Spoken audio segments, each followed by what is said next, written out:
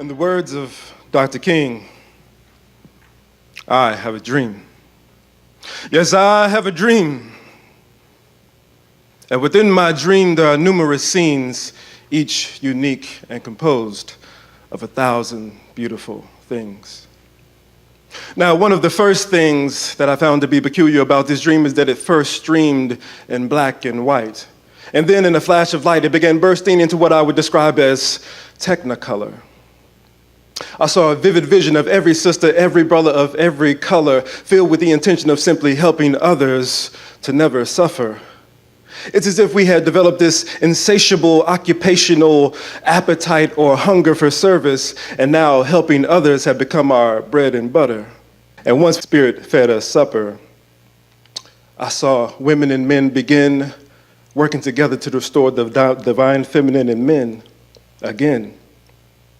And now, with more of our authentic self discovered, I witnessed once broken men no longer holding in their unprocessed emotions when it became time to take a deep breath, reset, be vulnerable, and share their most authentic self with others by sharing the feelings that are most authentically felt with others.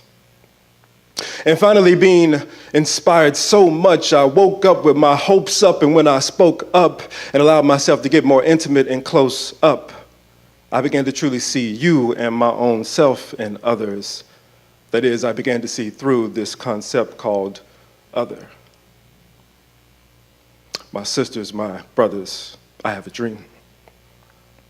I have a dream that one day, perhaps today, we arrive at what Malcolm Gladwell described as a tipping point, at what I would describe as a quantum shifting point, where we move into a space of greater self-awareness and self-acceptance and begin to fully accept, acknowledge, examine, and love our fears till they disappear and all of our hate as it dissipates, and begin to recognize these as assets and aspects of self that long and sometimes ache to be embraced. And in the process, we progress to realize that love is all there truly is in the first place. See, I've come so far that I'm willing to go so far as to venture to state that any fear or any hate in any case are merely lower forms of love, misjudged, misused, misconstrued, misdirected, or maybe just misplaced mistakes. But anyway, at any rate, I understand that it is, it's easy for my message to be misunderstood. So what I'm trying to say is that whenever we miss the mark, all that means is that we've missed the heart. And since the living of life is a simplistic art, we need only to trace our way back to the place where forgiveness starts. Yeah, go that way, even when your pathway's most dark. For in the words of Dr. King, it is only when it is dark enough when we may truly see the stars. God is in all things, all the time. And in order for us to see it, we must make that choice. And the choice is sometimes hard, but the beautiful thing is that the choice is always ours. I have a dream.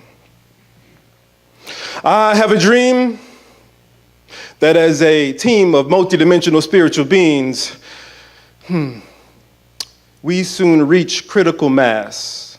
And with the help of spiritual teachers like Reverend Dr. Petra, we soon complete the metaphysical task of learning to tune in, scan our channels, and if we need to, amplify our frequency so that perhaps more frequently, we increasingly vibrate at a much higher rate.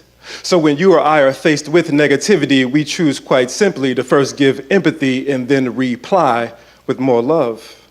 Because see, make no mistake, love really does liberate, which is great because I perceive that all negativity in truth is quite simply a cry for more love. I have a dream.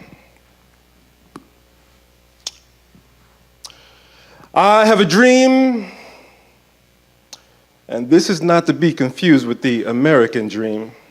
No, this is much more of the Aquarian dream. The Aquarian dream of humanity embarking upon a new age of enlightenment, taking a quantum leap forward, aiming our trajectory into the destiny of all things, beginning by going on domestic flight, then soaring to majestic heights while growing at the speed of light, despite the illusion or appearance of how things may currently seem.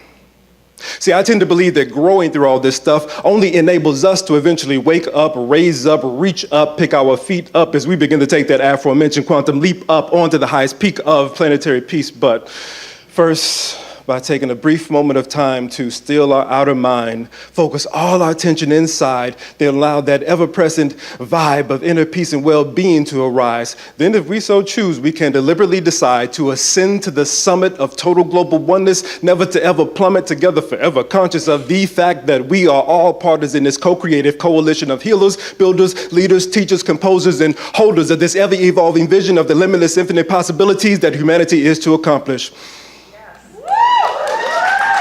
And you know, if I only had but one wish, it would be for us to take this day, this moment, and either begin or continue to live our dreams.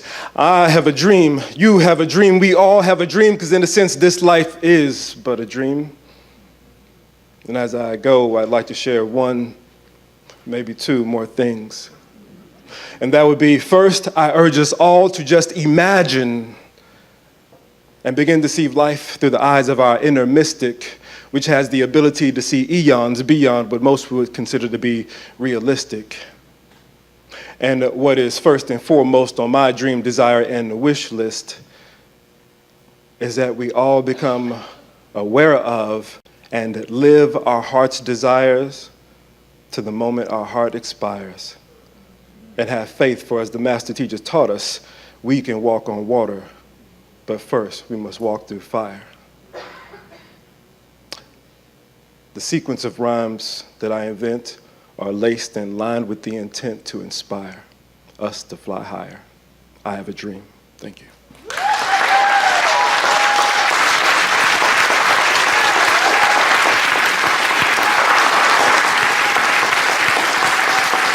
I love you.